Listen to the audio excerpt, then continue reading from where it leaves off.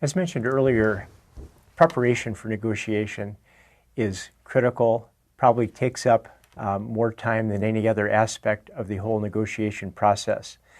And there are 7 key questions to ask, and we're now at question number 2, which is to try to step back from the negotiation and decide whether the negotiation is a position-based negotiation or an interest-based negotiation. So in other words, once you go down this path of yes, you're going to negotiate, your next question is it position-based or interest-based? Traditionally, negotiations were very much positional. I take one position, I want a high price, you take the other position, low price. And then we fight over whether the price is a high price or low price, or maybe something in the middle. Sometimes people confuse positional negotiation with being happy or not. Often people can leave a positional negotiation pleased with the results. You might think of the old story about, let's say, a couple of kids dividing a pizza. Let's say you and I want to divide a pizza, and it's an anchovy pizza. And I want the pizza and you want the pizza. So we each have a position. Who's going to be the winner? Who's going to be the loser? So what's a way to resolve the dispute? Well, as any parent knows, one possibility is to ask you to cut the pizza in half, and then I get to pick which half I want. And we might leave that negotiation feeling very pleased or happy. I've talked with people from very large corporations, from consulting firms, who work with these companies on negotiation. And basically, they think of win-win negotiation as each side leaving happy. However, I think we have to distinguish positional bargaining from interest-based bargaining, which developed in the 1980s.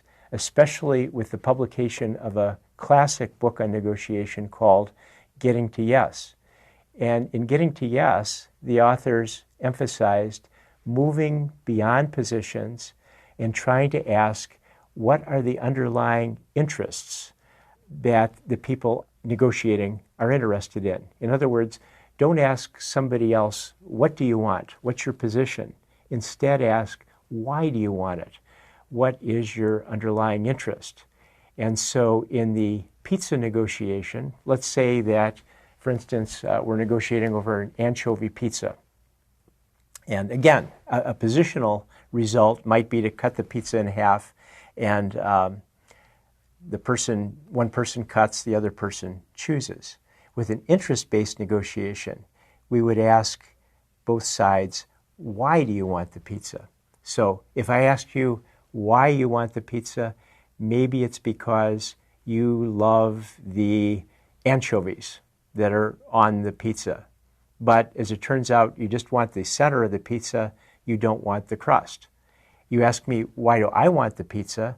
Well, I want the crust. As it turns out, pizza crust is excellent for converting into breadcrumbs and adding to pasta. I've seen some great recipes, by the way, for this pizza crust addition to pasta. Doesn't sound especially good to me, but I know it's very popular. But by asking why, by identifying the interests, we've created a real win-win situation because I get what I want without taking away what you want. Now, this gets a little complicated when you start with this basic strategy, one side dividing the pizza, that's positional bargaining, the other side trying to build a larger pie that benefits both sides. On the surface, that looks simple. There are 2 types of negotiation, but it gets complicated because of the terminology used by negotiators, by teachers, and in negotiation books. For example, dividing the pie is often referred to by academics as distributive negotiation. You're taking the fixed pie and distributing the pieces of the pie versus enlarging the pie, which is called integrative negotiation, where You try to find the interests of the parties, integrate those interests, and build a larger pie. Dividing is sometimes referred to as competitive as opposed to cooperative.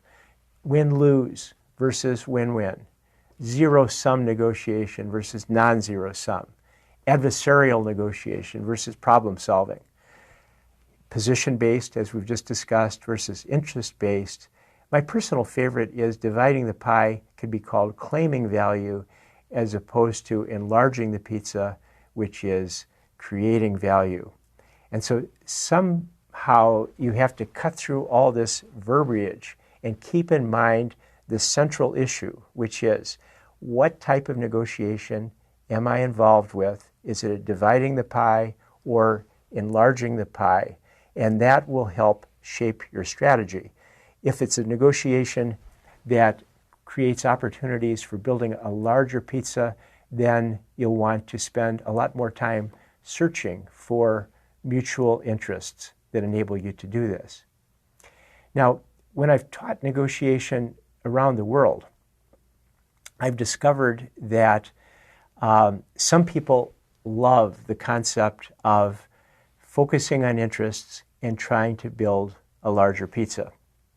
Another group of people, often very experienced business people, say, well, that's interesting.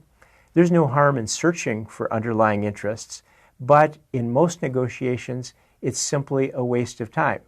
How can I build a larger pie when I'm selling you my car and we're fighting over price?